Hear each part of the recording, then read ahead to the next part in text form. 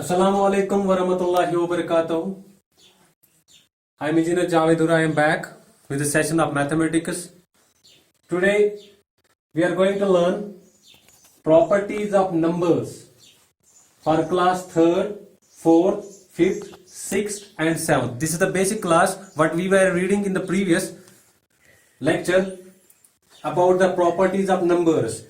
In that lecture we learn about the subtraction, but in this session we will learn about the multiplication, the properties of the multiplication, same as the properties of addition and subtraction. Let us start today's topic of properties of multiplication.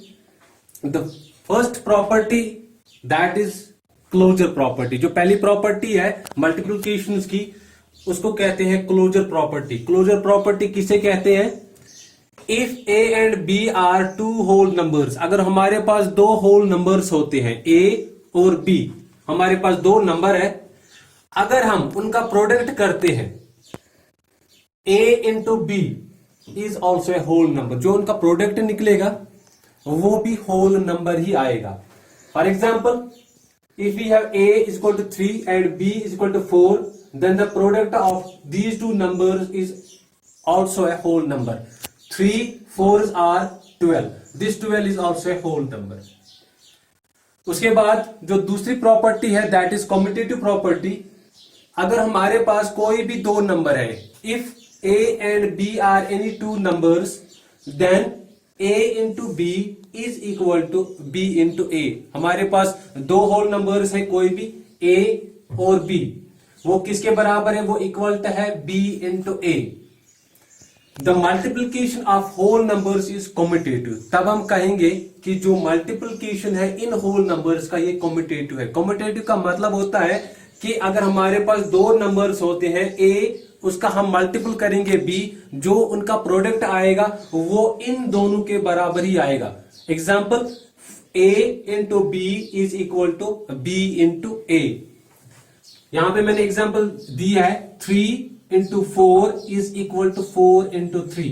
3 4s are 12 is equal to 4 3s are 12. यानी कि इनका जो product है वो same ही आता है. उसके बाद हम जाएंगे तीसरी प्रॉपर्टी पे, that is associative property. Associative property में हमारे पास होते हैं तीन whole numbers. If A B and C are whole numbers, then अगर हमारे पास तीन होल नंबर है ए बी और सी, हमारे पास तीन होल नंबर है, तो ब्रेस स्टार्ट करते हैं हम. A into B into C is equal to A into B into C is equal to A into C into B. यानी कि हमने यहां पे इसका इंटरचेंज किया है, इसकी लोकेशन चेंज की है, लेकिन ये कह रहे हैं कि अगर हमारे पास तीन होल नंबर है ए बी एंड सी, अगर हमने इनका प्रोडक्ट करना है वो किसके बराबर आता है? ए इंटू बी इंटू सी. यहां पे आप देख रहे हो, यहां पे पहले ब्रेस है ए एंड बी में ब्रेसेस हमने डाले हैं, सी हमने विदाउट ब्रेस रखा है.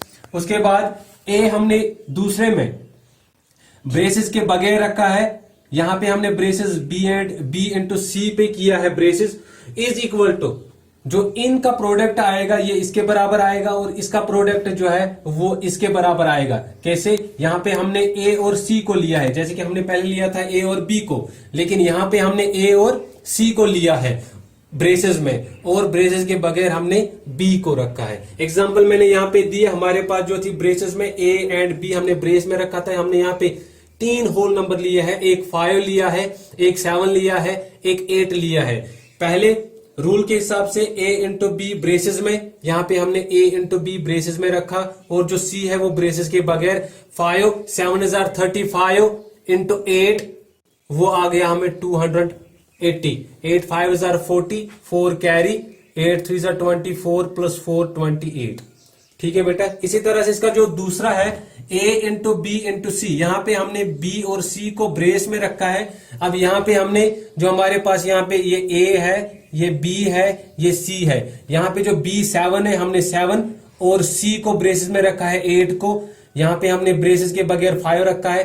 5 इंटू 7 8 56, इन दोनों का हम प्रोडक्ट करेंगे. 5 6 30, 5 5 जा 25 प्लस 3 28, यानी कि जो हमारा जो पहला था ये और दूसरा ये सेम है।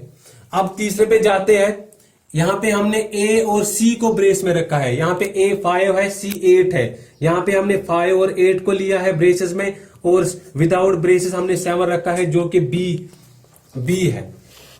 5 8 are 40 into 7 is equal to 7 0 are 0, 7 4 are 28। तो यहां पे जो हमारा जो प्रोडक्ट है वो तीनों में सेम आ गया है। That is why if a, b and c are whole numbers, then a into b into c is equal to a into b into c is equal to a into c into b। ये थी हमारी तीसरी property जिसको हम associative property का नाम देते हैं। उसके बाद हम आगे जाते हैं।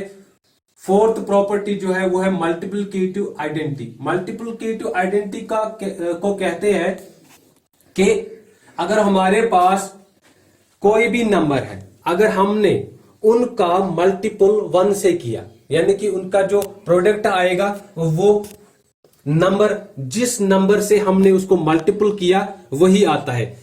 The product of any whole number and 1 is the number itself. हमारे पास कोई भी होल नंबर है, उसको हमने 1 से मल्टीपल किया तो इसका जो प्रोडक्ट आएगा वो वही नंबर आएगा जिससे हमने 1 को मल्टीपल किया है। फॉर एग्जाम्पल यहाँ पे रूल है a into 1 is equal to 1 into A is equal to A. इसका मतलब क्या है कि जो a है ये कोई भी नंबर है, इसको हमने 1 से यानी कि 1 से मल्टीपल करना है। हमने a के बदले 5 लिखा है।